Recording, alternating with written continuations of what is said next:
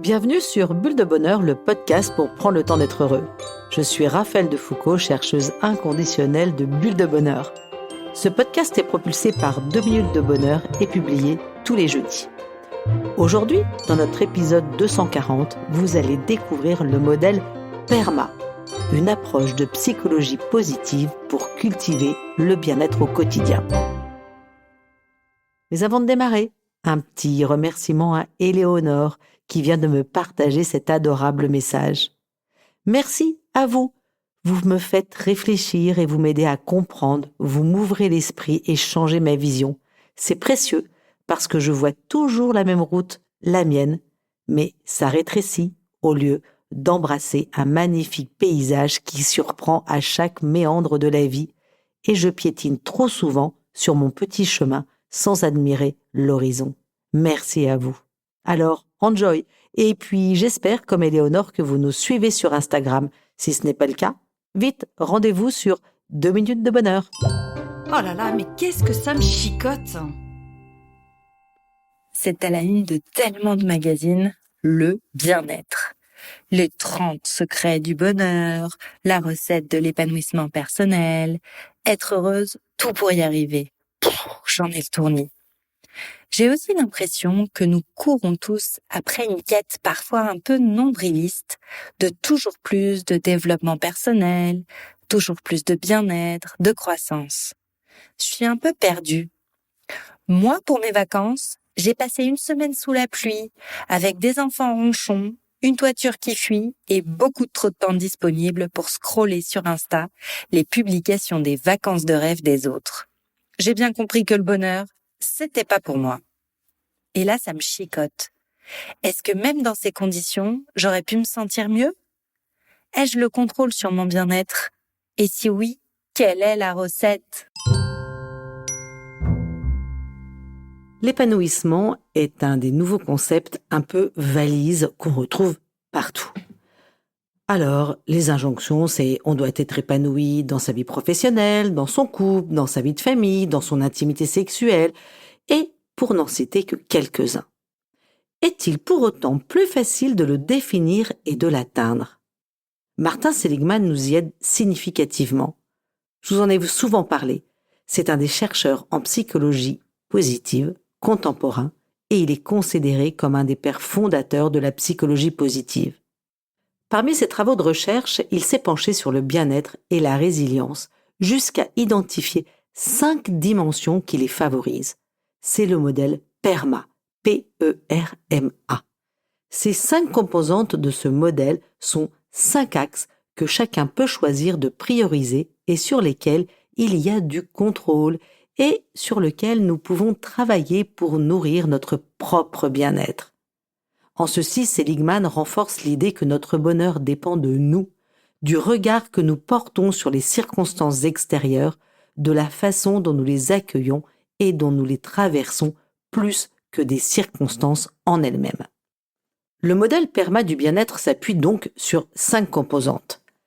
Le P pour les émotions positives, le E pour l'engagement, le R pour les relations positives, le M pour le sens, c'est meaning en anglais, et le A pour accomplissement. Ces 5 ingrédients sont indissociables pour réussir la recette. Ils participent tous à notre épanouissement. D'ailleurs, dans l'épisode 24 « Je reconnais mes talents », nous avons abordé les 24 forces de caractère détaillées par Martin Seligman. Le modèle PERMA s'appuie aussi sur nos forces qui, elles-mêmes, génèrent des émotions positives comme la joie et nous poussent à nous engager. Connaître ces forces est aussi un levier pour se connecter aux autres et nourrir des relations durables et de qualité. Tout est interconnecté comme vous allez le découvrir. Commençons à détailler chacun de ces composants. Le premier, donc, le P, donc de PERMA, les émotions positives, et vous en comprenez certainement les bienfaits. Les émotions telles que la joie, le plaisir, la fierté, la paix, l'espoir, la sérénité, l'émerveillement sont toutes très bonnes pour le moral. Elles nous permettent de nous sentir bien tant psychologiquement que physiquement. Ressentir des émotions positives est un socle sur lequel nous pouvons nous appuyer pour relever des défis, pour prendre des risques ou pour affronter des situations plus inconfortables. Chausser les lunettes positives rend optimiste, réduit nos angoisses et nos inquiétudes et nous aide à prendre du recul sur les circonstances actuelles et aussi sur notre passé. Les émotions positives nous permettent aussi d'améliorer notre relation aux autres car nous sommes capables d'accepter les autres comme ils sont. Nous sommes ouverts à la différence. Dans notre épisode 235 sur le rôle des émotions positives, je me suis penchée sur les bienfaits particuliers de ces émotions positives. Elles élargissent notre répertoire de pensée. Lorsque nous ressentons de la fierté ou de la reconnaissance, c'est un peu comme si nos yeux s'ouvraient plus largement sur un spectre plus vaste. Le champ de ce qui est possible s'ouvre alors plus grand. Nous sommes, du coup, plus créatifs. Les émotions positives renforcent nos ressources psychologiques, certes, et aussi physiques. Ressentir de la joie est bon pour la santé. Nos émotions positives renforcent aussi notre système immunitaire et réduisent les risques cardiovasculaires. Enfin, elles nous mettent en action. Capitaliser sur nos émotions positives, c'est un peu comme se constituer une réserve pour les jours plus difficiles où nous sommes face à des situations plus difficiles à traverser. La deuxième composante du modèle PERMA est le E de engagement. Ici, Seligman parle de l'engagement au sens d'implication dans une activité donnée et non de l'engagement associatif, amical ou conjugal. Il fait sien le concept de flux que j'ai abordé en détail dans notre épisode 91. L'expérience de flux a été développée par un psychologue hongrois au début des années 90, Mihaly Csikszentmihalyi, toujours avec son nom imprononçable. Ce flux se produit généralement dans certaines conditions qui créent une expérience optimale. Nous sommes alors 100% ancrés dans le présent, complètement plongés dans l'activité que nous sommes en train de mener, à tel point que le temps semble se distordre. Lorsque nous sommes dans le flux, ou le flow en anglais, nous ne voyons pas le temps passer. Nous oublions même parfois de boire ou de manger, car notre esprit est totalement mobilisé sur ce qu'il a fait. Enfin, ce qui est propre au flux est d'avoir un objectif précis et de mesurer l'effet direct de notre action sur notre progression. Tout ça nous apporte une sensation de contrôle. Nous sommes immergés dans l'action et cependant, elle ne nous domine pas. Par exemple, lorsque je repeins les murs du salon, je peux vivre une expérience de flux. Je suis concentré pour que ça soit beau. Le résultat attendu est clair et je visualise mon avancement au fur et à mesure que mes murs changent de couleur. Le flux est une expérience de bonheur qui apporte plusieurs bienfaits. Je vais en nommer quelques-uns. De la gratification par la mesure concrète de mes accomplissements. Mais aussi un regain d'optimisme et une capacité à relever des défis et surmonter les obstacles. Le flux nous permet aussi de nourrir notre sentiment de compétence si nécessaire à notre motivation. Alors je vous en parle dans notre bulle de bonheur 221 sur la théorie de l'autodétermination.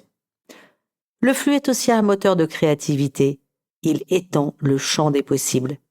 Il nous ancre dans l'instant présent, celui qui nous permet de chasser nos angoisses et de profiter de ce que nous vivons au moment présent. Et enfin, c'est ici que Csikszentmihalyi rejoint Martin Seligman. L'engagement donne du sens à notre existence. Notre implication dans des activités dans lesquelles nous nous sentons ancrés et compétents nous donne un but. Or, c'est un des ingrédients primordiaux du bien-être individuel, savoir pourquoi nous sommes là. Ordonner les circonstances autour de quelque chose de plus grand qui donne du sens à notre quotidien. Et là, vous comprenez combien la vision du bonheur de Martin Seligman s'éloigne du simple plaisir. Alors, je vais faire un petit détour en philosophie puis en psychologie. Deux visions du bonheur s'opposent. La première est la vision hédonique qui découle de notre plaisir. Cette vision nous pousse à éviter la douleur ou toutes les activités qui pourraient nous éloigner de notre plaisir. Dans cette vision, nous sommes essentiellement guidés par la satisfaction de nos envies et la recherche de ce qui nous fera plaisir. Il s'agit la plupart du temps d'une expérience fugace et à court terme. Le défi est de se limiter dans cette recherche de plaisir. Car comme vous le savez, grâce à notre épisode 128 sur les mécanismes primaires du cerveau, ce dernier peut rapidement devenir l'esclave du circuit de la récompense. Or, celui-ci est un vrai glouton qui demande toujours plus de shots d'hormones de plaisir. La vision hédonique du bonheur peut se réduire à une quête effrénée d'émotions positives, désordonnées et illimitées. On peut quand même s'en offrir quelques-unes, une belle paire de chaussures ou un téléphone qui nous fait plaisir, mais bien sûr, c'est l'excès qui est pas toujours génial. Alors parlons de l'inverse. La vision eudénomique du bonheur se projette dans le long terme. Elle conçoit le bonheur comme une progression, un développement de nos forces et de nos talents. Il peut y avoir des efforts qui s'accompagnent temporairement d'émotions désagréables, d'inconfort. Cependant, nos expériences prennent du sens car elles s'articulent autour de la recherche d'une croissance personnelle qui nous rend fiers de nous-mêmes et nous maintient motivés. Dans une vision eudémonique, nous sommes concentrés sur nos valeurs, nous prenons le recul qui nous aide à mettre l'accent sur ce qui compte vraiment pour nous, et c'est ce qui nous apporte le plus de bien-être durable. Alors par exemple, c'est moi dans le développement de 2 minutes de bonheur, certes, j'y passe beaucoup de temps, et à côté de ça, ça me rend profondément heureuse quand j'entends des témoignages de personnes qui se sentent rejointes et aidées par tout ce que je réussis à développer. Vous l'aurez compris, avec son modèle PERMA, Martin Seligman se rattache à une vision eudémonique du bonheur. Troisième composante, donc après le P d'émotion positive, le E d'engagement, voilà le R de relation. C'est un sujet que nous avons développé dans notre bulle de bonheur 79 sur le lien social. Par nature, nous sommes tous des êtres de lien. Un de nos besoins les plus fondamentaux est d'entretenir des bonnes relations avec nos groupes d'appartenance. Rappelez-vous, c'est la 3e étape de la pyramide des besoins d'Abraham Maslow. Ce dernier hiérarchise les besoins fondamentaux et supérieurs propres à tout le monde et qui, une fois satisfaits, nous permettent de nous sentir épanouis. Au 3e étage, une fois que nous avons satisfait nos besoins physiologiques comme être rassasiés et reposés, ainsi que notre besoin de sécurité et de stabilité, nous trouvons les besoins dits d'appartenance sociale. L'appartenance sociale est le fait de se sentir reconnu dans son individualité et sa dignité en tant que membre important d'un groupe. L'autre est en quelque sorte un miroir qui nous renvoie l'image que nous comptons pour lui. Pour nourrir ce besoin de relation, la qualité prime sur la quantité. Entretenir des relations durables et de qualité fondées sur une profonde connaissance de l'autre nous apporte bien plus de bien-être que de cumuler plus de 600 contacts sur les réseaux sociaux. Ce qui va vraiment compter dans notre bien-être, c'est notre sensation d'être apprécié pour ce que nous sommes, de nous sentir compris et acceptés tels que nous sommes et de constater que nous comptons dans un groupe. Ce lien social, si essentiel, se construit dans tous les domaines qui nous font entrer en relation avec les autres. La famille, le couple, les amis et aussi les collègues de bureau ou les personnes avec qui nous interagissons dans nos activités ou notre vie communautaire. Dans ces domaines, lorsque la relation nous permet d'être nous-mêmes, sans gêne, et que nous nous sentons appartenir au groupe, nous élevons notre niveau de bien-être durable. C'est exactement ce que nous avons constaté lorsque nous avons fait une étude d'impact de notre jeu 2 minutes de bonheur ensemble. Ceux qui jouaient au jeu 2 minutes de bonheur ensemble avaient un niveau de bien-être supérieur aux autres. Du coup, j'ai envie de vous demander, avec qui vous entretenez une relation authentique dans votre entourage ? Quelqu'un à qui vous pouvez vraiment vous confier sans craindre son jugement. C'est ce type de relation que Seligman nous recommande de nourrir. Je voudrais ici terminer sur les vertus du partage social des émotions, un concept de Bernard Rimet, professeur de psychologie belge. Lorsque vous confiez vos interrogations à vos parents, que vous racontez votre succès du jour à votre copine, ou même lorsque vous racontez vos vacances à votre collègue, le simple fait de raconter ces événements heureux les ancre plus profondément dans votre esprit. Cela vous permet de capitaliser sur les effets positifs de ces émotions agréables. Et ce n'est pas tout. Il a été prouvé que le partage social des émotions renforce votre lien aux autres. Vous sentez l'intérêt de l'autre, vous sentez son empathie. Il se passe une sorte de communion, de synchronie émotionnelle qui nourrit votre relation.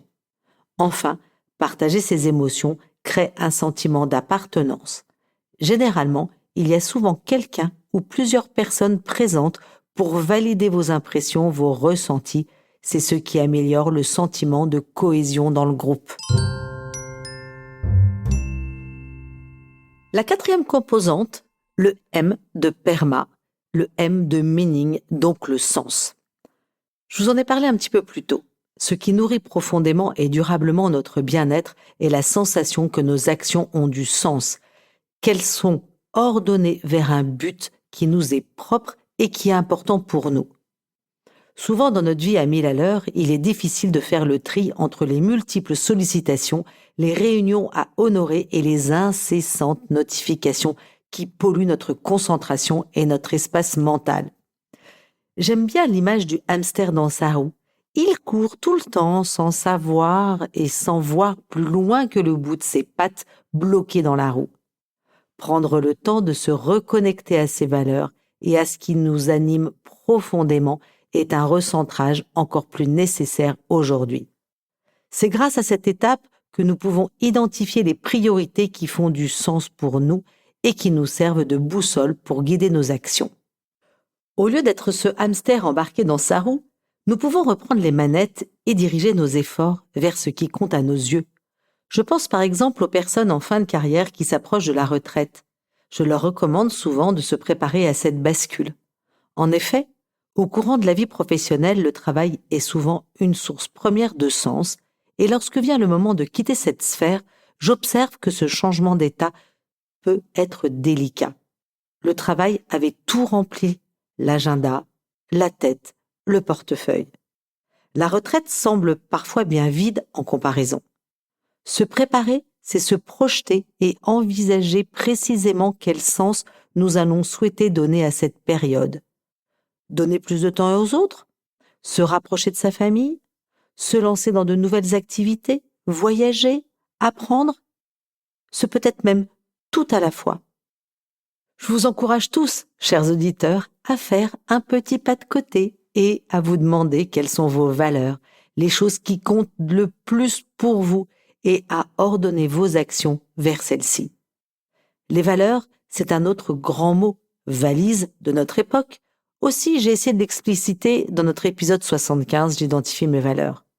Lorsque nous agissons selon nos valeurs, nous sommes plus motivés, plus efficaces lorsqu'il s'agit de prendre des décisions. Nous nous sentons plus confiants et avons une meilleure estime de nous-mêmes, ce qui réduit notre stress. Par exemple, il vous sera plus facile de décaler une réunion parce qu'il est plus important pour vous d'aller visiter votre grand-mère en fin de vie. Cinquième et dernière composante, donc de ce modèle PERMA. Donc je les rappelle, le P pour positif, le E pour engagement, le R pour relation, le M pour meaning, le sens, et ensuite le A pour accomplissement. Pour se sentir épanoui, il est important de se sentir efficace et compétent. C'est ce qui se passe lorsque nous nous donnons des objectifs personnels et que nous progressons et que nous les atteignons à force de persévérance et d'effort. Ça nous maintient motivés. Les jeux vidéo offrent un bon exemple de situation motivante. Dans un jeu, il existe des niveaux qui constituent le niveau de défi que vous vous lancez.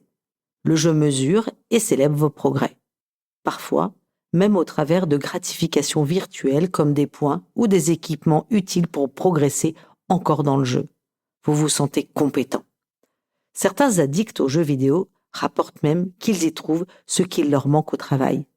Le sentiment de compétence est également nourri lorsque nous sommes dans un processus d'apprentissage, où nous développons nos aptitudes ou nos capacités et de ce fait, nous nous sentons progresser.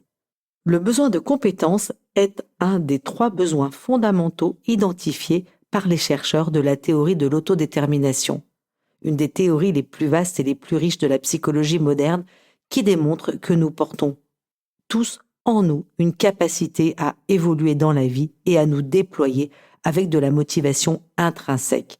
La motivation intrinsèque, je le rappelle, c'est poser des actions par décision individuelle et ça se déploie lorsque nos 3 besoins fondamentaux sont satisfaits, la compétence, l'autonomie et l'appartenance sociale.